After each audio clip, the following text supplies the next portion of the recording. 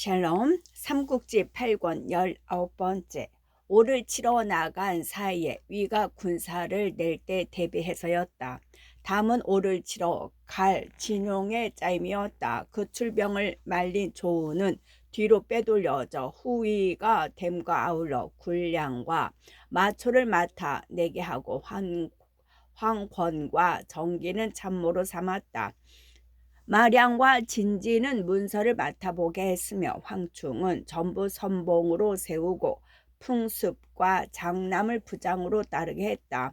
부동 장익은 중군 호위를 맡게 했고 조용, 요수는 하프를 보게 했다. 병세가 서천의 장수에다 오개에서 온 번장까지 합쳐 장수가 수백이요 군사는 75만이나 되었다. 나를 골라 군사를 내니 때는 장무 원년 7월 병인 날이었다. 한편 낭중으로 돌아간 장비는 장비대로 한 맺힌 동호를 치기 위해 채비를 들어갔다. 관공의 원수 가품을 앞세우기 위해 모든 군사에게 입힐 흰 갑옷과 흰 군복에 흰 깃발을 마련하되 사흘 안으로 마련해 올리게 했다. 장비가 그런 명을 내린 다음 날이었다. 별로 이름이 알려지지 않은 장수 두 사람이 장비의 군막을 찾아왔다. 갑옷과 깃발을 만들어 댈 일을 맡은 범강과 장달이라는 말장들이었다. 수만 군사가 쓸 흰 깃발과 흰 갑주를 한꺼번에는 마련할 길이 없습니다. 기한을 좀 넉넉히 주셔야 되겠습니다. 그들로서는 당연한 소리였다. 그러나 장비는 대뜸 화부터 먼저 냈다. 나는 원수 갚는 일이 급해 내일 당장이라도 그 역적놈들 땅에 이르지 못하는 게 한이 될 지경이다. 그런데 너희들이 감히 내 장령을 어기려 드느냐. 그러고는 돌을 나무에 매달아 등허리에 50대씩이나 채찍질을 했다. 내일까지 모든 걸 갖추어라. 만약 어길 때는 너희 둘을 여럿 앞에서 못 패겠다. 매질이 끝난 뒤에도 분이 풀리지 않은지 둘의 입을 때려 피탈까지 내면서 그렇게 으름장을 놓아 돌려보냈다. 기한을 늘리려 갔다가 죽도록 매질만 당하고 돌아온 범강과 장달은 분하고도 기가 막혔다. 가만히 만나 의논하는데 범강이 먼저 말했다. 오늘이야 이미 받은 벌을 다 받았지만 내일은 또 어떻게 한단 말인가. 그 성미가 급하기 불가 같으니 내일까지 모든 걸 갖춰놓지 못하면 우리 두 사람은 어김없이 죽음을 당하고 말 것이네. 그 말에 장달이 부득득 이를 갈며 내뱉었다. 저가 우리를 죽이는 것보다는 우리가 저를 죽이는 편이 나을 것 같네. 그렇지만 그자 가까이 갈 수가 없지 않나. 범강 또한 이미 악에 바친 탓인지 그런 엄청난 말에도 놀라는 기색이 없이 되물었다. 장달이 어쨌든 해보기나 하자는 투로 말했다. 우리 둘이 죽지 않게 되어 있으면 그자가 죄에 자빠져 잘 것이고 우리 둘이 모두 죽어야 할 발자라면 그자가 죄에 있지 않겠지. 그리고 둘은 한번 뻗에 보기나 하다 죽자는 심경으로 의논을 끝냈다. 한편 장비는 그날 밤 따라 정신이 어지럽고 까닭없이 어질어질해 몸 놀림이 둥둥 떠다니는 듯했다. 전에 없던 일이라 부장을 잡고 물었다. 참으로 괴이한 일이다. 가슴이 까닭없이 놀라뛰고 살이 떨려 서나 앉으나 변치가 않다. 이게 어찌된 일인가. 군우께서 관공을 너무 생각하시어 그럴 겁니다. 잠시 잊고 술이나 드시지요. 부장은 별 생각 없이 그렇게 말하고 술을 가져왔다. 장비도 그럴 듯이 여겨져 부장과 함께 술을 마셨다. 일이 꼬이려고 그랬는지 한 잔 두 잔 하다 보니 장비는 자신도 모르게 몹시 취했다. 그대로 장막 안에 쓰러져 잠이 들었다. 초저녁부터 장비의 움직임만 살피고 있던 범강과 장달이 그걸 안 것은 초경 무렵이었다. 하늘이 자기들 도운 것이라 믿은 둘은 각기 몸에 짧은 칼을 한 자루씩 감추고 장비의 궁막 안으로 들어갔다. 지키던 군사가 가로막았으나 장비에게 알릴 중한 기밀이 있다는 거짓말로 둘은 일 없이 장비 곁에 이를 수 있었다. 하지만 장비 곁에 이른 둘은 깜짝 놀랐다. 장비가 두 눈을 뜨고 수염을 곤두세운 채 누워있지 않은가. 원래 장비가 눈을 뜨고 자는 버릇이 있음을 모르는 둘은 감히 손을 쓰지 못하고 한동안 얼어붙은 듯 서 있었다. 그러나 우레 같은 코고는 소리에 곧 장비가 잠들었음을 알아차린 둘은 칼을 뽑아 한꺼번에 장비를 찔렀다. 장비가 한 소리 큰 비명과 함께 숨이 끊어지니 그때 그의 나이 55이었다. 뒷사람이 시를 지어 그를 노래했다. 아니 해서 일찍이 도구를 매질했고 황건을 쳐 없애 유비를 도왔다. 호로관에서 먼저 그 이름 전지를 울렸고 장판교에서는 물마저 거꾸로 흘렀다. 우로 어만을 놓아주어 족을 안정시켰고 꾀로 장압을 속여 중주를 차지했다. 오를 쳐 이기기 전에 몸이 먼저 죽으니 가을풀만 오래오래 남중의 서글픔을 전하는구나. 그날 밤 장비를 죽인 범강과 장달은 곧 그 목을 베어 따르는 수십 기와 더불어 동으로 달아나 버렸다. 다음 날 아침에야 겨우 그 일을 안 장비 아래 장수들이 군사를 내어 뒤쫓았으나 소용없었다. 밤새껏 달아난 둘은 어느새 오로 들어가고만 뒤었다. 그때 장비가 거느리고 있던 장수 중에 오반이란 사람이 있었다. 형주에서 선주로 찾아오자 선주는 그를 아문장으로 삼아 장비를 돕게 했는데 그가 장비 없는 낭중을 그럭저럭 수습했다. 먼저 선주에게 그 일을 알리는 한편 장비의 맏아들 장포는 관곽을 갖추어 장비의 시신을 드리게 하고 그의 아우 장소는 형을 대신해 낭중을 지키게 했다. 그때 선주는 받아둔 날이 되어 장졸들과 더불어 성도를 떠난 뒤였다. 대소의 관원들은 공명을 따라 출전하는 선주를 심리나 배웅하고 성도로 돌아갔다. 공명은 선주가 기어이 자신의 말을 듣지 않고 동으로 군사를 내자 마음이 즐겁지 않았다. 문득 백관들을 돌아보고 단식했다. 법정이 살았다면 반드시 이걸 막았을 것을. 한편 성도를 떠난 선주는 그날 밤 이상하게 가슴이 뛰고 몸이 떨려 자리에 들어도 잠을 잘 수가 없었다. 가만히 군막을 나와 하늘을 쳐다보니 서북쪽에 별 하나가 있는데 크기가 말만하게 빛나다가 갑자기 땅으로 떨어졌다. 깜짝 놀란 선주는 그날 밤으로 공명에게 사람을 보내 물어보았다. 상장 한 사람을 잃었다는 뜻입니다. 사흘 안에 놀라운 소식이 올 겁니다. 공명이 사자에게 알려온 것은 그런 내용이었다. 선주는 그 말에 더 나아가지 못하고 군사를 묶어둔 채 움직이지 않았다. 오래자나 시중들은 신하가 와서 알렸다. 낭중에 계신 거기 장군의 부장 오반이 사람을 보내 표문을 올려왔습니다. 그 말을 듣자 무슨 짐작이 갔던지 선주가 문득 발을 구르며 소리쳤다. 아, 익덕이 죽었구나. 그리고 얼른 표문을 뜯어보니 정말로 장비가 죽었다는 끔찍한 소식이었다.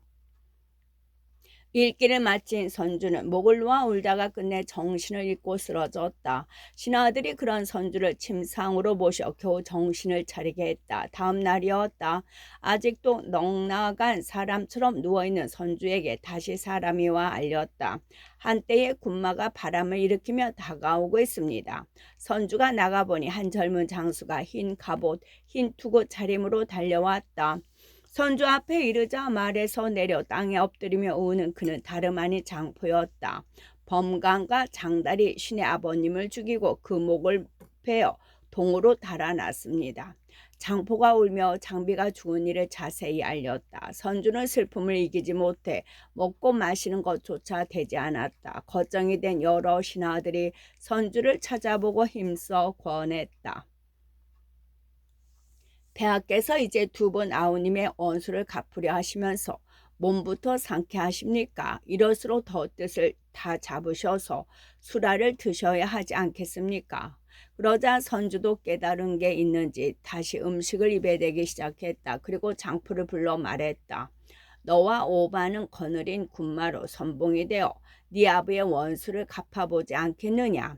나라를 위하고 돌아가신 아버님을 위한 길인데 10,000번 죽는다 한들 마다 하겠습니까? 장포가 그렇게 굳은 뜻을 나타냈다. 선주가 마음 든든히 여기며 막 장포를 보내려고 하는데 다시 한 갈래 군마가 벌떼같이 달려왔다. 선주가 알아보게 하자 신하 한 사람이 나가더니 오래잖아 역시 갑옷 흰툭의 젊은 장수 한 사람을 데리고 왔다. 선주의 발 아래 엎드려 우는 걸 보니 관흥이었다. 선주는 관웅을 보자 다시 관공이 생각나 관웅을 붙들고 목을 놓아 울었다. 여러 신하들이 번갈아 말린 뒤에야 울음을 그친 선주가 말했다. 짐은 벼슬살이에 나가기 전 관우 장비와 을을 맺고 함께 죽고 살기를 맹세하였다. 그런데 이제 짐은 천자가 되었으되 두 아우는 모두 비명에 갔구나. 이 두 조카를 보니 실로 창자가 끊어지는 듯하다. 그러고는 다시 하염없이 눈물을 흘렸다. 보다 못한 신하들이 관흥과 장포에게 넌지시 말했다. 두 분 장군께서는 잠시 물러나 계시오. 우선 성상께서 좀 쉬시도록 해드려야겠소. 두 사람이 그 뜻을 알아듣고 물러나자 신하들이 다시 선주에게 아뢰었다. 폐하께서는 이미 예순을 넘기셨습니다. 지나치게 슬퍼하시다가는 옥체를 상하실 겁니다. 부디 눈물을 거두십시오. 그래도 선주는 눈물을 거두지 못했다. 두 아가 모두 죽었는데 어찌 나 혼자 산단 말이냐. 그런 소리와 함께 이마로 땅을 지쳐가며 울었다. 걱정이 된 신하들이 모여 어떻게 선주의 슬픔을 풀어줄까 의논했다. 주상께서 몸소 대군을 이끌고 나오신 터에 저토록 하루 종일 울기만 하시면 싸움이 이롭지 못할 것이오. 어떻게 해야 되겠소? 마량이 먼저 나서서 말했다. 진진이 가만히 그 말을 받았다. 내가 들으니 성도의 정성산 서쪽에 이의란 이가 숨어 산다 합니다. 들리는 말로는 나이 300살이 넘는데 사람의 생사 기륭을 잘 알아. 지금 세상의 신선이라 할 만하다는 겁니다. 주상께 말씀드려 그 늙은이를 불러오도록 하지요. 그에게 규령을 물어보는 게 우리들이 권하는 말보다 나을 겁니다. 이에 사람들은 모두 선주에게로 가서 의를 불러보라 권했다. 선주도 마음이 움직여 그들의 말을 받아들이고 진진에게 조서를 주어 정성산으로 보냈다. 밤길을 달려 청선산에 이른 진진은 동네 사람에게 물어 산속 깊은 골짜기에 있는 이 의의 거처를 찾아갔다.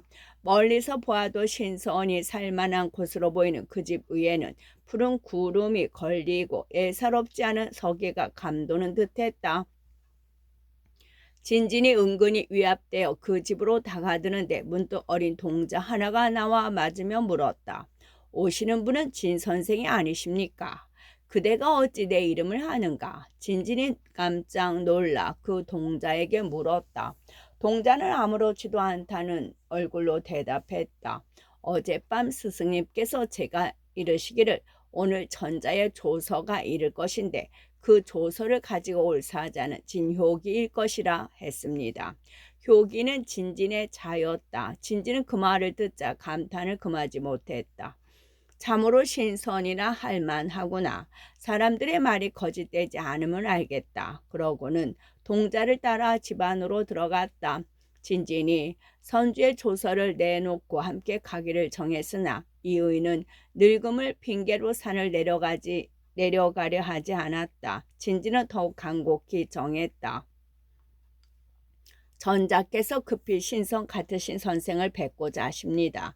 부디 학가를 움직여 함께 내려가 주시기를 엎드려 빕니다.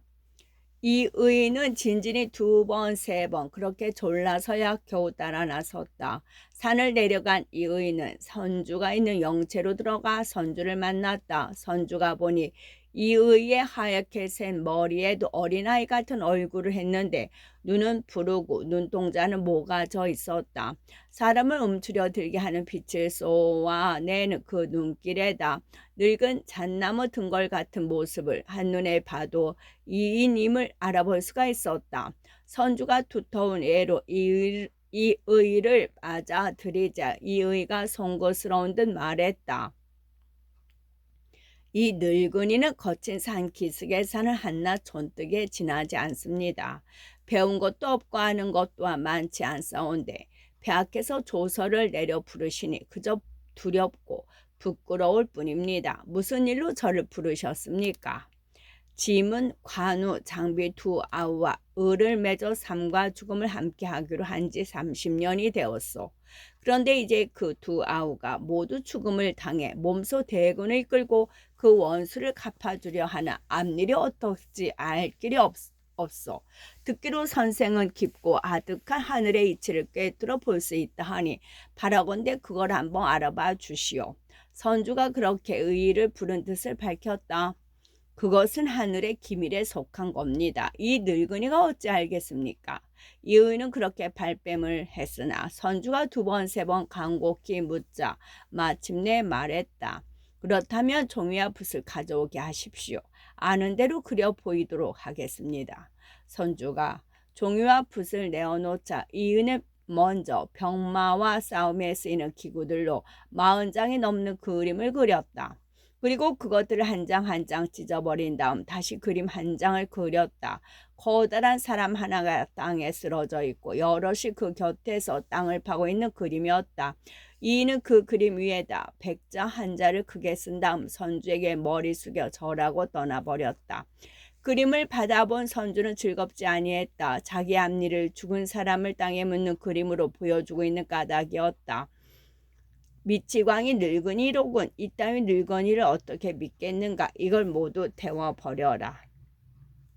선주는 그렇게 영을 내리고 다시 진군을 재촉했다. 벌벌 떠는 동우의 산천, 벌벌 떠는 동우의 산천. 대군이 막 움직이려고 하는데 장포가 들어와 선주를 뵙고 아뢰었다.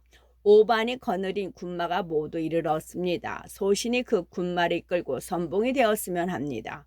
선주는 그런 장포의 뜻을 장하게 여겼다. 두말 않고 선봉의 인수를 장포에게 내렸다. 장포가 그걸 받아 꿰어 차리는데 다시 한 소년 장수가 뛰어나오며 분연히 소리쳤다. 그 인수는 내게 넘겨라. 선주가 놀라 보니 그는 바로 관흥이었다. 장포가 어림없다는 얼굴로 그런 관흥을 쏘아보며 말했다. 나는 폐하의 명을 받들어 이 인수를 받았다. 이걸 어찌 내놓으라 하느냐? 아니 된다. 네가 무슨 재능이 있다고 감히 그같이 어려운 일을 맡으려 하느냐? 관흥이 다시 그렇게 따지고 들었다. 장포가 지지 않고 맞섰다. 나는 어려서부터 무예를 배우고 익혔다. 활 속이라면 내 화살은 단 한 발도 빗나감이 없다. 그때 선주가 나서서 말했다. 다투지 말라. 정이 그렇다면 친히 조카들의 무예를 보아 그 낮고 못함에 따라 정하리라. 하나는 관공의 아들이요 하나는 장비의 아들이니 어느 쪽도 편들기 어렵거니와 실로 조카들의 무예가 어느 만큼이나 되는지도 궁금해서 한 말이었다. 그 말에 장포는 군사 하나를 시켜 100걸음 밖에 길을 하나 걸고 거기에 붉은 동그라미 하나를 그리게 했다. 그럼 내 솜씨를 보아라. 장포가 관흥에게 소리치고 시위의 살을 먹이더니 연이어 석대를 날렸다. 화살은 샜다. 붉은 동그라미를 꿰뚫었다. 그 놀라운 솜씨에 구경하고 있던 사람들은 한결같이 감탄에 맞지 않았다. 그러나 관흥은 달랐다. 그따위 붉은 동그라미를 맞히는 게 무예 그리 대단할 게 있겠느냐. 그렇게 빈정거리며 활을 꺼내 들었다. 때마침 관흥의 머리 위로 기러기가 한때 줄을 지어 날고 있었다. 관흥이 그 기러기를 가리키며 말했다. 나는 저 기러기를 쏘겠다. 앞에서 세 번째 놈을 쏘아 떨릴 테니 잘 봐두어라. 그러고는 힘껏 쉬를 당겼다 놓았다. 쉬 소리에 이어 정말로 세 번째 기러기가 살을 맞고 떨어졌다. 그걸 본 사람들은 저마다 입을 열어 관흥의 기막힌 솜씨를 찬탄했다. 화가 난 장포가 말에 뛰어오르더니 아버지가 쓰던 장팔 사모를 비껴들고 관흥에게 소리쳤다. 네 감히 나와 무예를 겨뤄보려느냐? 관흥도 지지 않고 말에 뛰어오르더니 역시 아버지에게서 물려받은 태도를 꼬나들고 말을 박차 나왔다. 네가 창을 쓴다면 난들 왜 칼을 쓸지 모르겠느냐? 덤빌 테면 덤벼보아라. 관흥이 그렇게 소리치자 장포도 눈을 부릅뜨고 창을 꼬나 잡고 덤볐다. 둘의 장칼이 막 얽히려 할 때 선주가 큰 소리로 꾸짖었다. 두 아이는 함부로 굴지 말라. 그 소리에 관음과 광포가 황망히 말해서 뛰어내려 창칼을 버리고 무릎을 꿇었다. 선주가 엄하게 그들을 나무랐다. 짐은 탁군에서 너희들의 아버지와 을을 맺어 일생 피를 나눈 형제처럼 가깝게 지냈다. 그렇다면 너희들도 마땅히 형제의 의가 있건만 어찌 서로 힘을 합쳐 아비의 원수를 갚을 생각은 않고 쓸데없이 다투어 대의를 이루려 하느냐. 아버지의 상을 당한 지 아직 얼마 되지 않았는데 이 모양이니 뒷날은 더하겠구나. 잘못했습니다. 미련한 저희들을 벌해 주십시오. 두 사람이 두려운 얼굴로 머리를 조아리며 죄를 빌었다. 그제서야 선주가 낯빛을 풀고 물었다. 너희들 중 누가 더 나이가 많으냐? 제가 가능보다 한 살이 더 많습니다.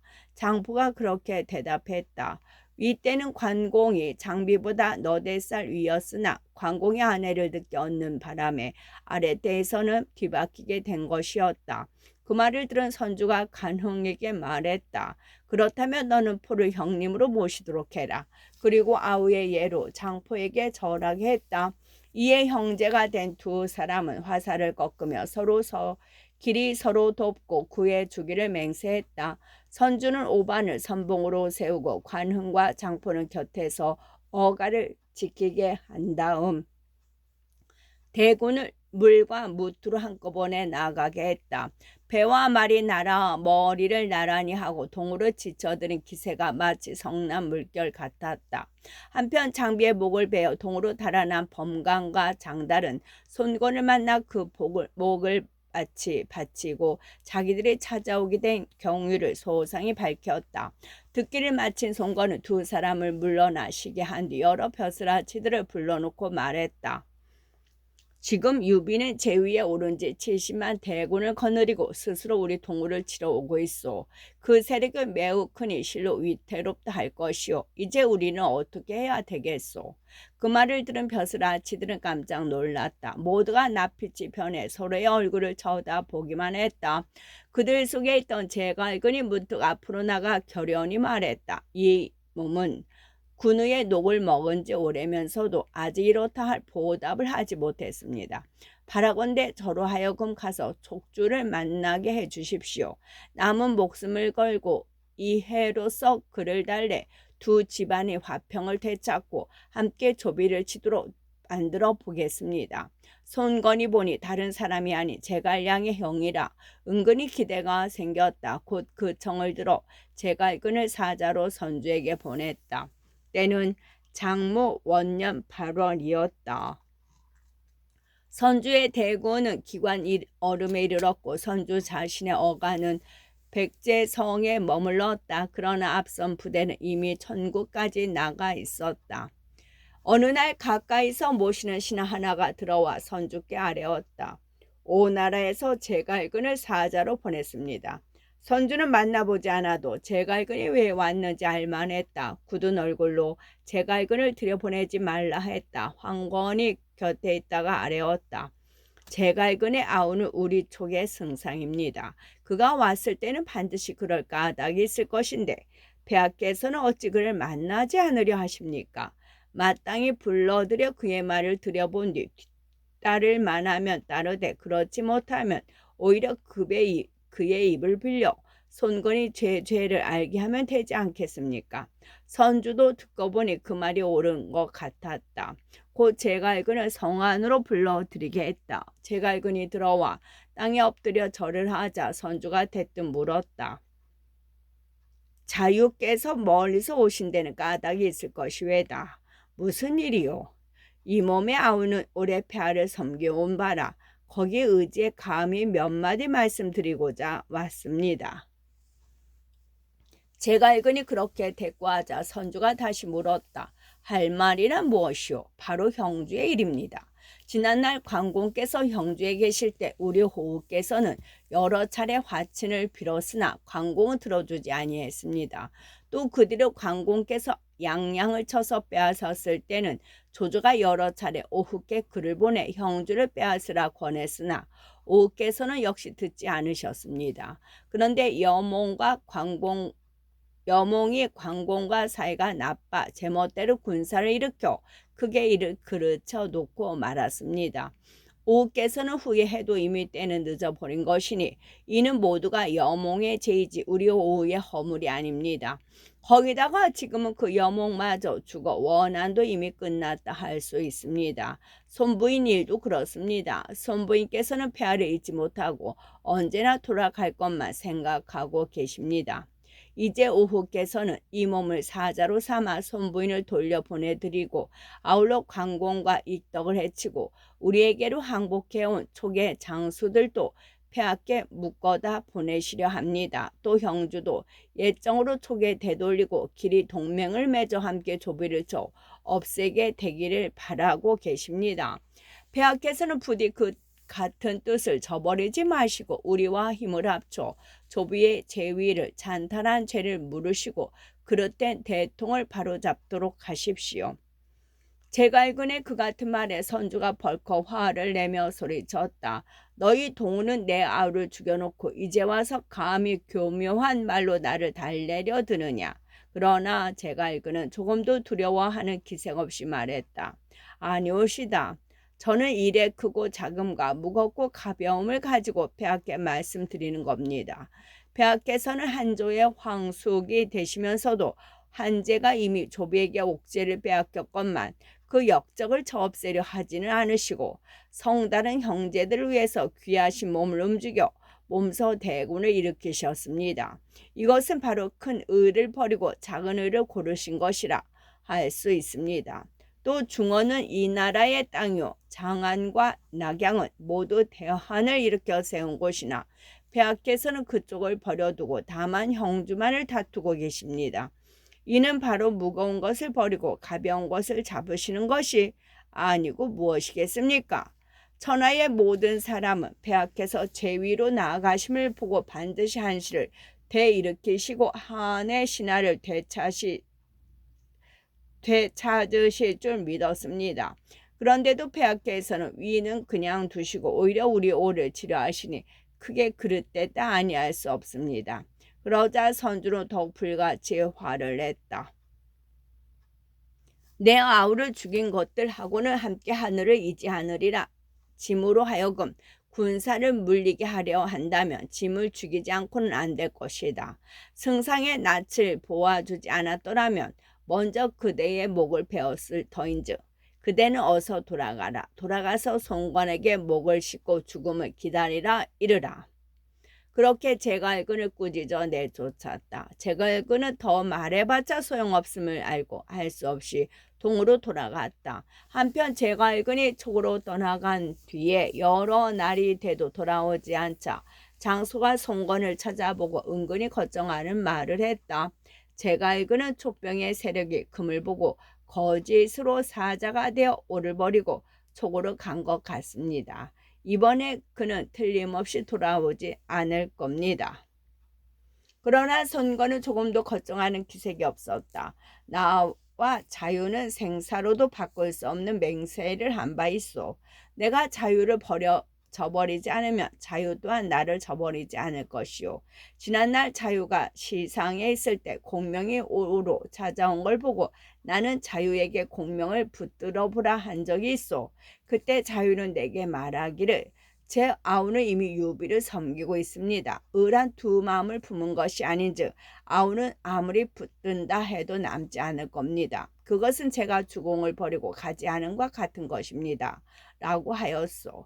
그 말만으로도 귀신의 밝음을 능욕게 들을 만한데 이제 어찌 촉에 항복할 리 있겠소.